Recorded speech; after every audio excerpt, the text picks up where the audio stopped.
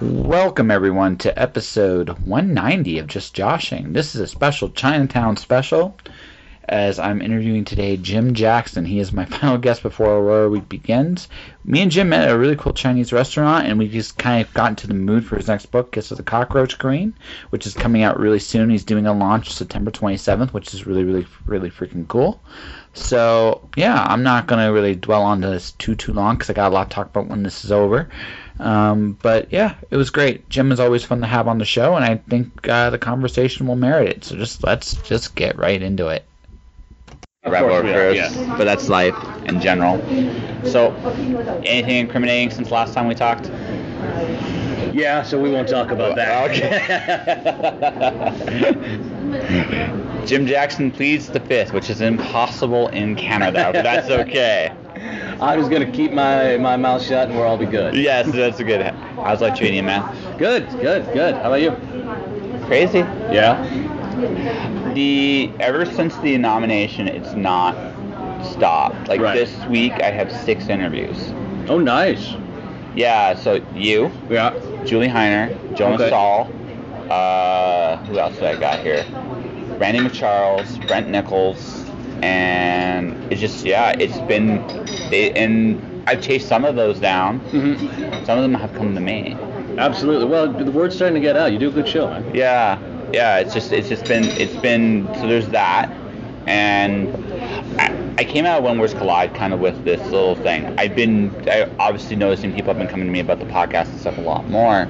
And I realized and recognized something about this too. Part of the reason why is because I've been very consistent with the podcast each and every time. Yeah. So the writing, although I'm not dead on that by any means, not as consistent. Okay. So just imagine if I was as consistent with my writing as I was with my podcast. You'd write more than you could put out in a year. Yeah. Yeah. Absolutely.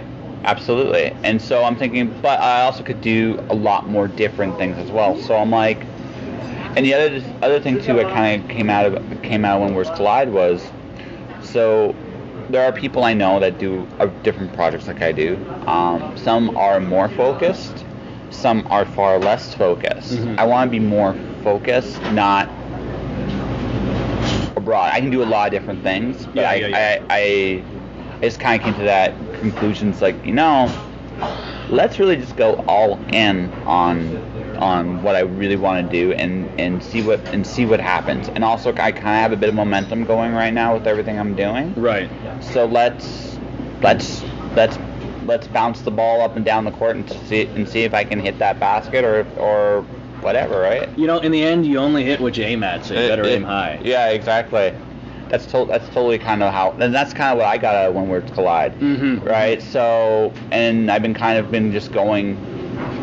I interviewed Leah Patrick. I don't know if you know who her pseudonym of Sandra Fitzpatrick, Gary's wife. Oh yeah. Right. So she goes to me, "You're just more focused now." Right. Yeah. That's not a bad thing. I just know. So I'm just like, okay, that works. How about you, man? Who did you get at When Words Collide? What did I get at When Words Collide? I got tired. Yes, you did a lot. There's a lot of panels, a lot of sessions, a lot of networking, and that's what I love it for. The panels and all that, and everything you learn from it. That's the icing. But really, for me, the cake is the networking. Yeah. Right. And meeting new people.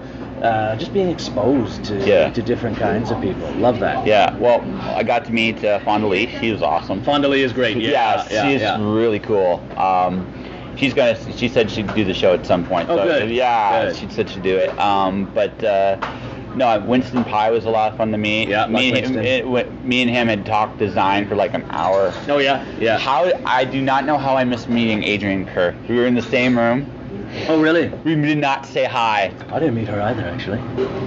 Huh. Susie was laughing at me. I was like, "How did you not meet?" And I'm like, "I don't know. Right. I don't know." Yeah. And then my personal highlight was Dr. Seuss. That was his stare. Yeah, I couldn't make it to that one, but it went well. I had talked to people afterwards who were still laughing when they came out. Yeah, I pity who was beside me. Like the panel, I pity them. Right. I really freaking pity them because it got really silly. And then it was again, the whole idea was to have fun. Like it was a recess panel in the middle of the show, which I thought is a good idea for a show like that, actually. Yeah. And so, yeah, it got, after about like the halfway point, it got really silly with people reading Seuss in different voices. Mm-hmm. When you see a Valley Girl off between two people up there, it's just like, holy crap. And I'm losing it too. How I did not piss myself laughing, I do not know. Yeah. And poor Con, I interviewed him right afterwards for the show. Yeah. I was giddy. So talking Mom a minute, that would be a fun. No. It's not just anything made me laugh. And I mean, okay. Anything made me laugh. It's like I just break down in the middle of the studio. So yeah, when we get to the Con, if you've heard the Con one, it'll probably air before this one. But if not, it might be the other way around actually. Yeah, the Con episode, I'm goofy. Just fair warning. But I mean, I'm looking at.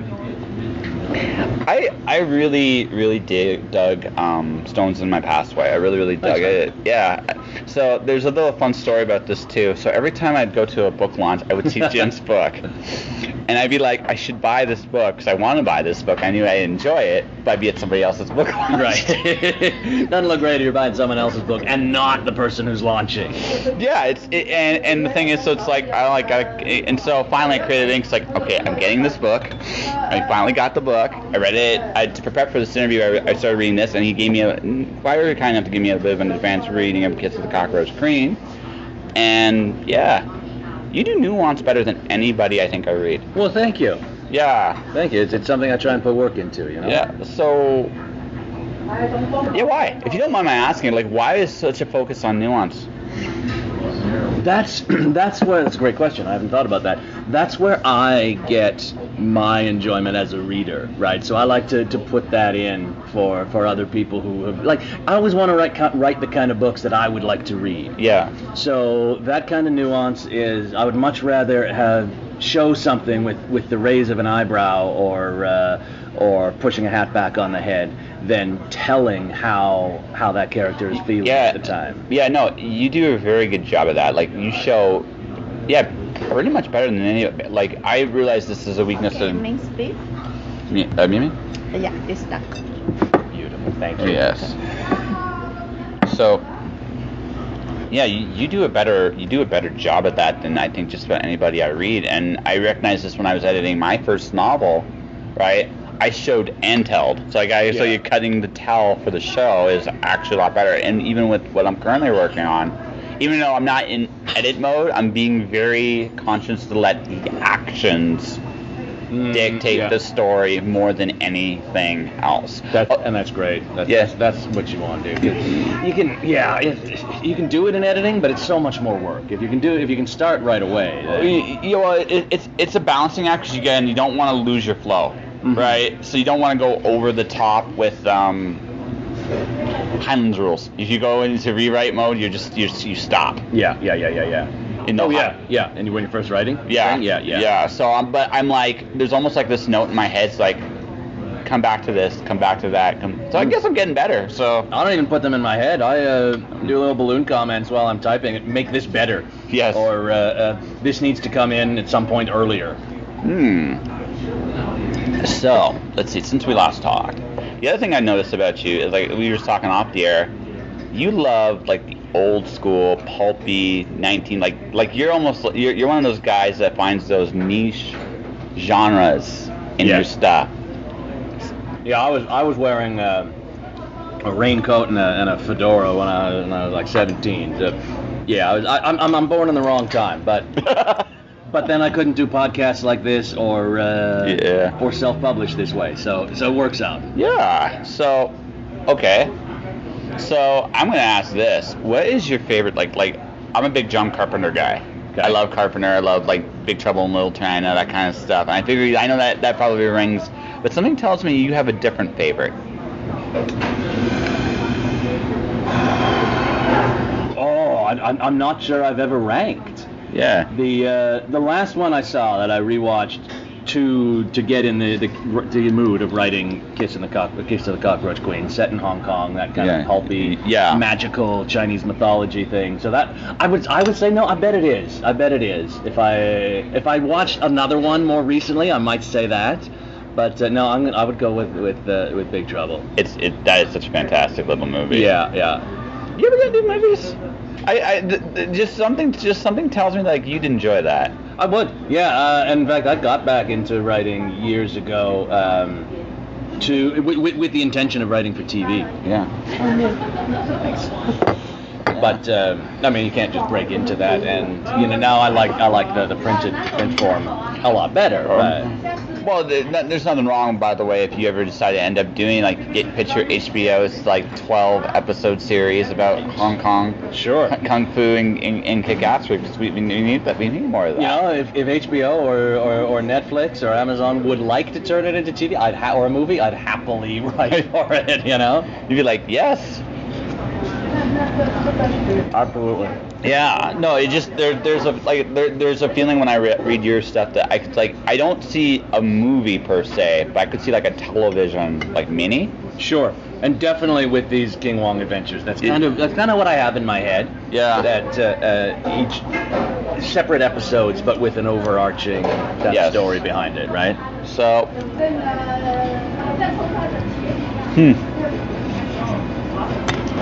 We shouldn't take a bite at the same time. No, I know. But we can explain to the people where we are and why there is background noise. Yes. We are in a Hong Kong breakfast-style diner. Yeah. It's literally called the Hong Kong-style cafe. They do. Yeah. And we are in Chinatown, Calgary, in this very smoky morning. Yeah. Yeah. Which gives it kind of a Chinese feel. Yeah. Yeah. Or definitely a mystical, maybe a post-apocalyptic. Sure. Yeah, a little bit of a post-apocalyptic feel to it. Forest fires and BC suck. That's just the way it is. But we thought it'd be a cool little ambiance while we're talking. And since he is doing a kung fu style, and I'm going to say kung fu style novel, Kiss of the Cockroach Queen. Yep. So you did Papa Scratch. Yep. Right? Which feels more self-contained. So is this one more open-ended, how long you can go with it? Yeah, that's basically it. I just finished on last Thursday, a few days ago, the first draft of the second version. There's a King Wong short story, again set in Hong Kong, for the Christmas anthology that Coffin Hot Press is putting out. Oh my! Yeah, there's a Christmas King Wong. Yes. Called The Mistress of Christmas. And I've been approached by another Coffin Hop editor to do a short story for their supernatural crime anthology. Which would fit this really perfectly. I think so. Yeah. So you see this as shorts for you. It's a short book to begin with. Yeah. It's and that's what I aimed for. I actually had these two Carter Brown mystery series pulp paperbacks that I found at Value Village. It just kind of caught my eye. I'll get them for 25 cents or whatever they are. I read them and they were so much fun. Basically that kiss kiss bang bang thing. And then I was looking at them and just with the thickness of the book and the white space on the pages, this can't be more than 25,000 words. Yeah. I'm going to try writing something like this to just kind of. So I love this format myself. My novel, The Cloud Tiger, is about somewhere between 40 and 50,000 words. Mm-hmm. Very short, very, very, as you so eloquently put it, kiss, kiss, bang, bang. Yeah. Because I looked at it though just strictly on a business sense that we live in an age where people take the train, people stop for coffee, and you know what people do? They look at their phones. Well, a 145,000 word novel does not work well on a phone. No, it does not. A 50,000 word book or less. Yeah. Works fantastic on a phone. Yep. Yeah, I mean it's the attention economy, right? You can keep them going, and one of the things I like doing, and I've talked to other authors about this, like best-selling authors, and they do the same thing, is really think about scene length or chapter length. Mm-hmm. So because a lot of people read before they go to bed, and they always do that look forward thing. How many more pages before the next chapter? Oh, okay, then I'll just finish this one. Yeah. Right. And that keeps the momentum going for the author. Mm-hmm. Yeah, I do that when I read at night. This is the one I have to read right now. Mm-hmm. But no, it just I love the old. So, do you have an ending in mind for this, or do you just like? Yeah, no. It's going to be open ended. I'm still in the process because it's early enough. There are only 2 books written and 2 short stories written, 1 planned. I don't even know if I'm going to age him. You know, as a pulp writer, you have to kind of decide: are you going to age your protagonist as it goes along? And some do, and some don't. If I would continue this for years, that might get difficult as the guy gets too old to do this kind of things that he does in the book. It depends how you play it. Like if you did it like this, like I don't know. I haven't fully read this one yet, but let's say you do it like an arc. Like there's like book 1, book 2, book 3. Then the next one he's a year older. Well, then that still gives you plenty of material. That's true. Yeah. Right. It gives you plenty of material.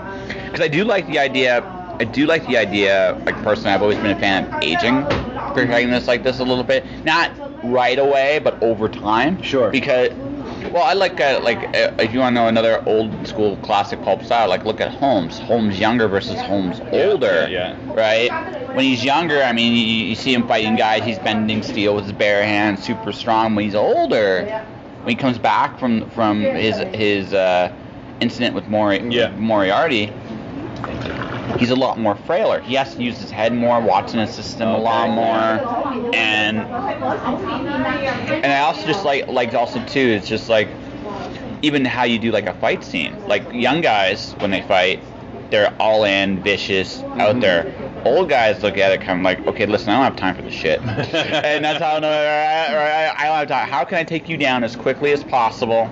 So I don't get me a nap after kicking your ass. Right. And it's a very different psychology, right? Yeah, fight scenes with the King Wong books in classic pulp style is mainly him just getting the snot kicked out of him. Both by humans and creatures out of Chinese myth.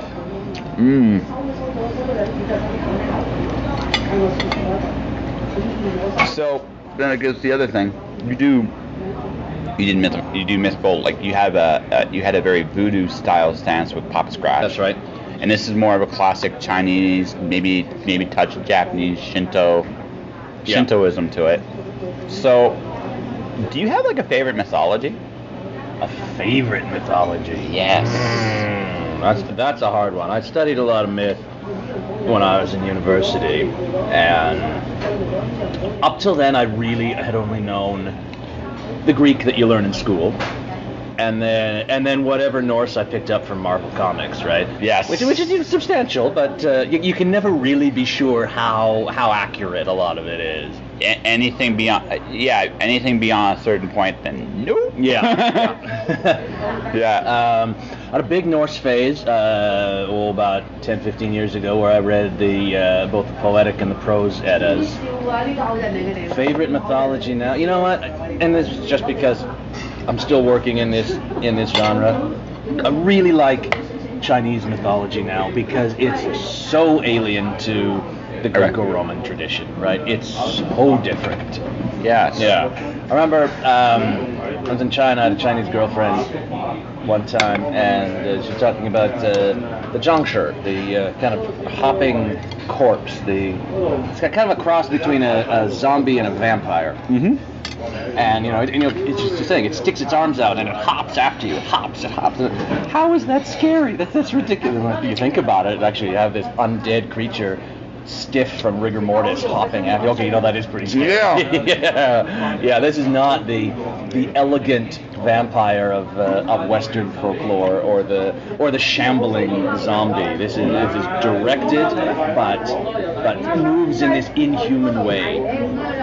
Yeah, it's unnatural. That's actually the part that really freaks you out, because they should not be able to move, first off. Right. But not alone, they're moving like it's almost absurd, but they're moving and they're coming for you. That was, yeah, absolutely. That was one of the panels that I sat on during When Words Collide, was about monsters and how do you make a scary monster. And one of the things that came out was make it move in a very inhuman way. Yeah. Right? Something that hits that evolutionary disgust, lizard brain thing that you want to pull away from it. Well, yeah, absolutely. Because again, it's just unnatural. It's like, ew, gross. But then you get to sit there and sink it in. It's like, oh god. Yeah. Like the way insects move or something, right? This is not. It's so un-mammalian. It's so inhuman that it turns your stomach a little bit. Even though there's no reason it should. It's just this evolutionary response. It's a predator prey thing, kind of sort of, right? It's a natural predator prey thing. So. For me, right now, I'm dabbling in Greek. I'm actually going back into Greek mythology. Right, I remember that with your Alice meets. Yeah, it's been a lot of fun reimagining. So I'm mashing up two mythologies into one, kind of with Lewis Carroll on one hand and Greek mythology. It works surprisingly well. Really? Alice's Pandora. That works incredibly well, right? The Mad Hatter's Kronos. Okay. Yeah. Right. And I'm playing, like, there are some just naturally elemental concepts with Greek mythology that you can't do proper justice with. Like, you look at stuff like the Ouroboros, Nyx, things like that. Mm-hmm. But there are other things that are like, this is surprisingly a cool. It's amazing too, because you look at the story tree, especially in Western, they all tie together in some interesting ways. Mm-hmm. Like last night, I was researching the Weird Sisters for Shakespeare's Macbeth, and how they tie to actually fate way back from Greek times. Yeah, absolutely. Right, it's almost like a reverse version. It's like, this is an interesting take on. So I mean, when you look at story structures, I mean, we all like, at least on the East, right? Or I can't say East, West. On the West, we feed off the same tree, literally. Yes, definitely. And there's that syncretic idea that when the Romans conquered their lands, they saw other gods being worshipped, and they said, okay, well, what we call Jupiter, you call Indra, and so we can live with that, no problem. And because they all come from the same tree, absolutely. In the East, it's not. No. It's not quite like that. It's very hierarchical, right? And less just kind of physical. That Zeus is always transforming himself into some kind of animal to sleep with women. Right? Yeah. Yes. You get less of that and more just an uncanny feeling reading some of this, and maybe that's from a Western perspective, but I find reading a lot of this puts the hairs on the back of your neck up. Great thing to read while shaving if you need to make your beard stand up. I just imagine you cutting yourself doing that. Like,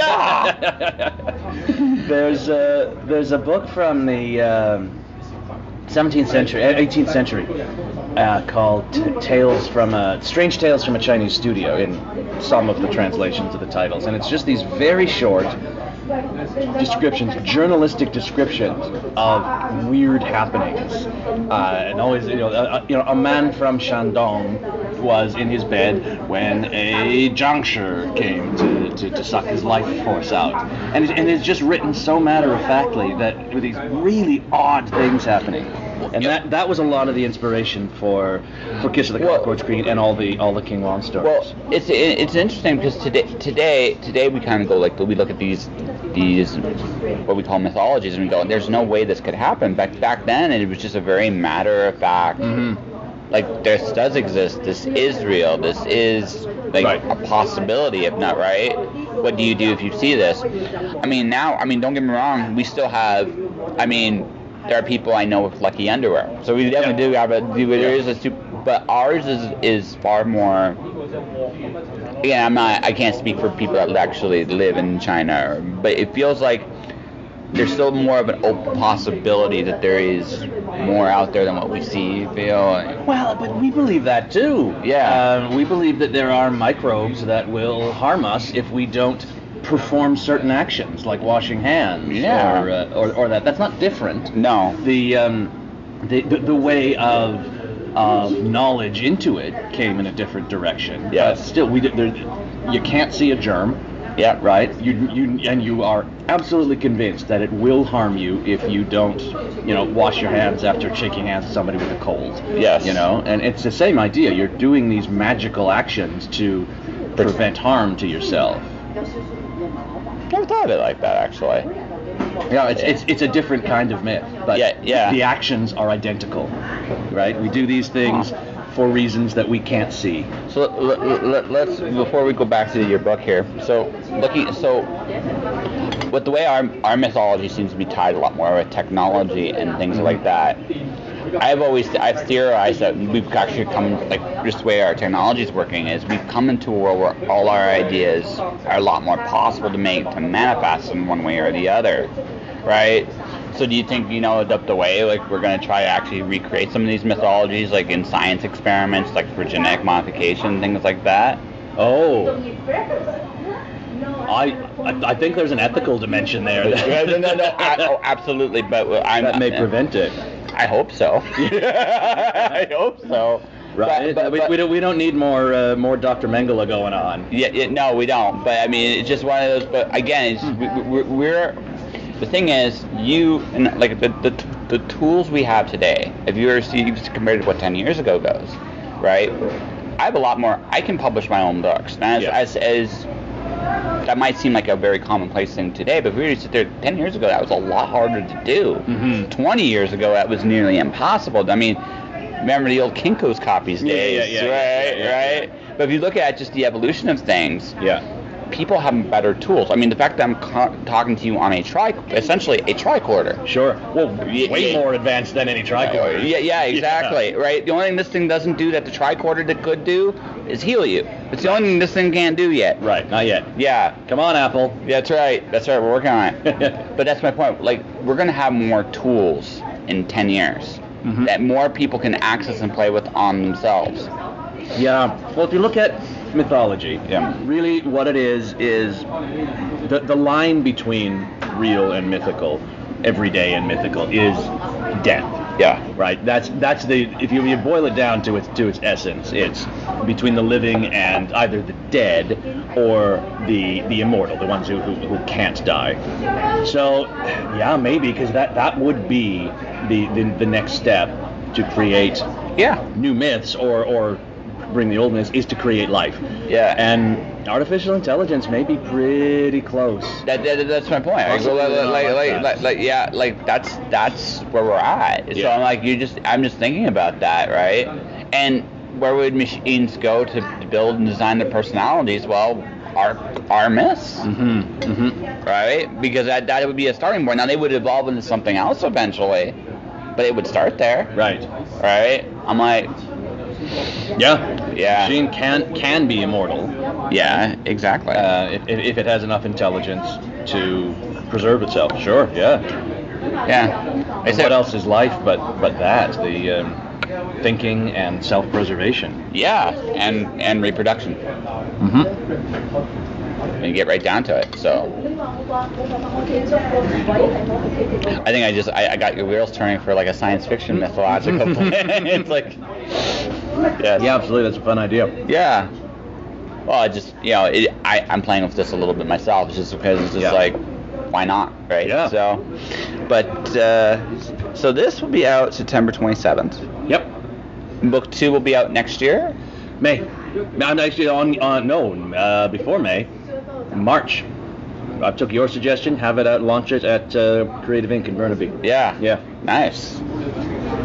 Yep, it's written. It needs to go through the painful editing process that everything does, and then it's good. Who's your editor, if you don't mind my asking? My wife.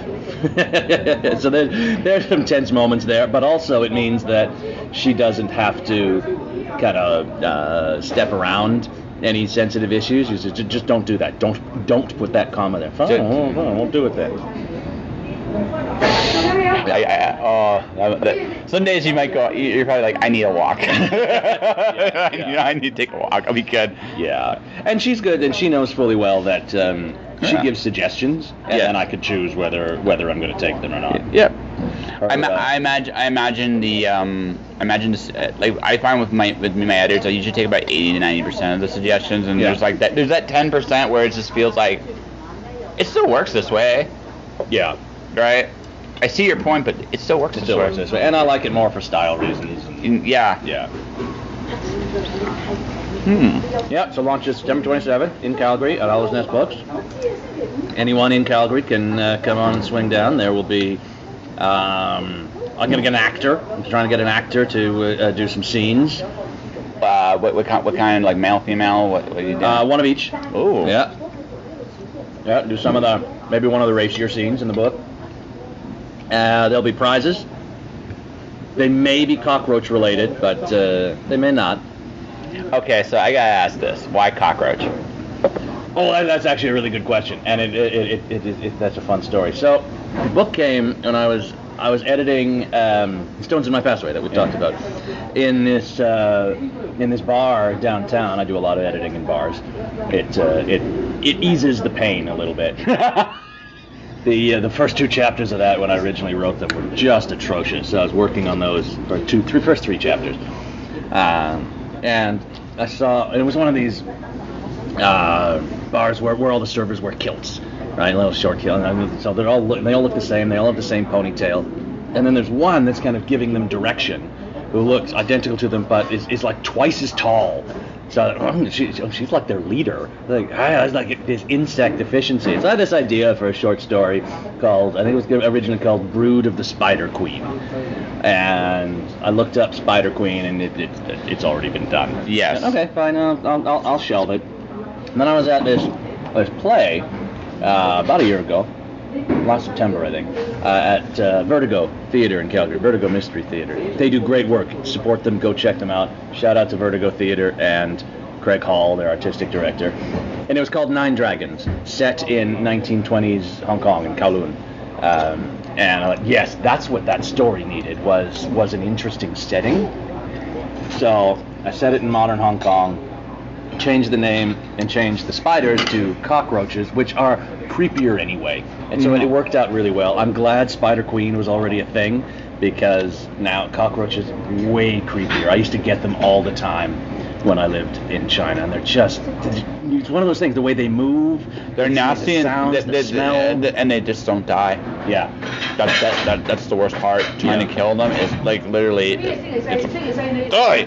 Well, never squish a cockroach. Yeah, I know. Because if it's the queen, the eggs splatter everywhere, and then you'll never get rid of them. What I learned, and I use this in the book, is soap, or like liquid soap, or hand sanitizer. Yeah. Just kills them far more efficiently. I did realize, I do have to be honest about this, that thing about not squishing them is so out there that like you should just accept it, that it's basically true, except I did read in my research that no, you can't, the queen won't come out, and even if they do, the egg sacs won't splatter.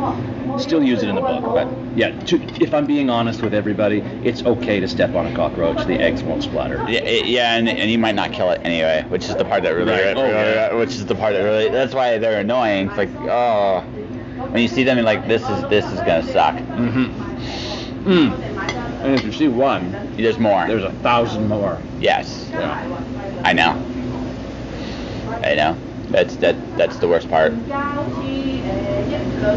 So that's why cockroaches, and while the research I did about cockroaches, I know way more about cockroaches than I ever wanted to. Like, why they smell like I'm sorry. Like why they smell like sewage, and why they're sticky. Oh, because the whole thing. Yeah. Because they eat sewage. No, it's actually a secretion that they make that I think just happens to smell like that, but it's just the chemicals that they secrete, and same reason why they're sticky. That's the crawling up the walls, and too much talk about cockroaches. There's only a little bit of creepy cockroach stuff in the book. Most of it is old style pulp, Chinese myth, and good looking dames. Yes, that's right. And don't worry if he needs to traumatize us. He's got other books for that. Don't get me started on rats. Well, that's a different story for a different show. Yeah, that's right. So yes. Kiss of the Rat Princess, book 2. Well, tell me about rats. No. I couldn't. Yeah. Huge phobia. Really? I once had one crawling on my naked back while I slept. After that, can't even look at them. My squirrels, anything like that, guinea pigs, give me just shivers. Can't do it. For me, it's bees. Really? Because when I was 4, I got stung on the top of my head and my thumb. Ooh. Fair enough. Yeah, although... Bees are scary, though. I mean, it's not like they're violent or anything, unless provoked, but they're scary-looking things. Well, actually, what ended up happening, like, now that I'm older, it's like, I again, there's another part of me, too, because they make honey, and honey's just, by its very nature, awesome. Yeah. And so it's not like a phobia anymore, but it's more like, I'm very so reluctant to squish a bee. Ever since I've been reluctant. But now it's more like, okay, you just do your thing, I do mine, we're all good. Yeah. And if you're a hornet, I hate you. Yep, fair enough. Yes, that's it. It's just like one of those things. Like, yeah, wow. Where was this? Like, where did that happen? China. Yeah, hot summer. The river had flooded. Felt something crawling on my back. I was just in a sheet, you know. Felt something kind of crawling on my ankles first, and I kind of half woke up and rolled over. Felt something crawling on my back, and so I kind of moved the blankets, as you do, just kind of shift. I saw something dart behind the bed. And I was like, whoa, what was just crawling on me? Surely it was just one of the spiders. You see these huntsman spiders. Oh, they're as big as my hand and hairy, but thin, not like a tarantula. And their teeth are too small to break through human skin. It was just a spider. I'm sure it was just a spider. It wasn't just a spider. It was a big old rat that was maybe a foot long, including the tail, 16 inches, and ever since then I can't. Just the thought of those little tiny hands on my bare skin. Oh. Okay. Yeah. So we have traumatized Jim on my podcast. Yeah. Yes. I've been triggered. I've been triggered. It's okay. It's okay. We are at a cafe, so I mean, I'm sure there's ways to calm you down. Yes, thank you very much. Yes. So, I think, Mr. Jim, we have a decent interview here. So one last time, talk about your next book coming out and where people can find you. Okay. Kiss of the Cockroach Queen is old-time pulp meets Chinese mythology on the streets of Hong Kong. It was a huge fun to write. I hope it's going to be fun to read for everybody. We're launching 7 p.m. September 27th, right after Mid-Autumn Festival at Owl's Nest Books in Calgary. If you're in Calgary, come on, make it down. Prizes, readings, all kinds of stuff. And find me on Facebook at /Jim Jackson Author. And Twitter at Jacksontron as well for Instagram. I'm experimenting with that. Bear with me. All right. Give me a second here. Woohoo. That's not too bad at all. And that was my conversation with Jim Jackson. Kiss of the Cockroach Queen launches from Owl's Nest Books September 27th. Jim is a really gifted storyteller. He has this really cool combination of nuance, mythology, great character work. Stones in My Passway really had this cool voodoo feel. He did a really, really good job of creating that, like I said, feeling in a really fun, engaging way. Kiss of the Cockroach Queen also has that real Chinatown, old school kind of kung fu style feel to it. He is incredibly gifted at combining mythologies with some very familiar things too. So check it out. It'd definitely be worth your time to go down there if you're in the area. September 27th, 7 p.m. Okay, well, what's next for the podcast? I am 200 episodes closing in on it. This is 190, so I got what's next? What's next is going to be the Aurora finalists I got to talk to in the last few weeks. Marie Bilodeau, Elizabeth Whitten, Randy McCharles, Susie Vidori, Leah Patrick, and others as well. So you're going to hear quite a few people. Jane Bernard's going to be the opener. So it's honestly a really cool list of people. I wish I could have talked to more of them. Because everybody that got there done some incredible things. There are some people on the podcast. You can listen to Peter Tchaikovsky. He's definitely someone up there right now. Calvin Jim is another one. Really, really cool. I've talked to others like Susan Forrest. Hayden Trenholm I've talked to in the past. So this is a really cool group of people I'm part of this year. So thank you. I will be at VCon. I'm heading to there in about a week, actually. I'm kind of starting a little bit of an odyssey for about 2 weeks. And it's going to be fun just kind of traveling light and just taking a break because I need one. But there will still be new episodes airing. They will be the Aurora finalist. Beyond that, when we get to 200, we're going to talk board games. As you've heard, the board game has been a part of the show already. You're going to definitely see more board game stuff as time goes on. Beyond that, well, we'll see. I got some big goals for Beyond 200, and I'll talk to them on another date. So for now, thank you. I hope you enjoy the Aurora episodes coming up. And that will do it for another episode of Just Joshing. You can support the podcast a number of different ways. You can subscribe to the podcast either through Podomac, iTunes, however player you listen to this, you can actually subscribe to the podcast. It'll be cool, I promise. You can buy my books, The Watcher, Storm Dancer, The Wandering God, courtesy of MiravalPublishing.com. Kobo, Amazon, Chapters Indigo, Barnes & Noble, you name it, you can find my books. If you like them, please leave a review. That would be awesome. If you don't tell anybody. That's cool. Goodreads is also a good place to leave a review. That'd be really neat.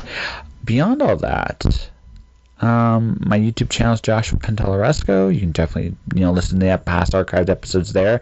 More are going to go up before I leave, I promise. But beyond all that, guys, stay inspired. We are in a really cool world today where anything truly is possible. So we all at the end of the day do what we want to do. So whatever it is you want to do it with some wisdom. All right? All right. See you next time. Josh. Shush.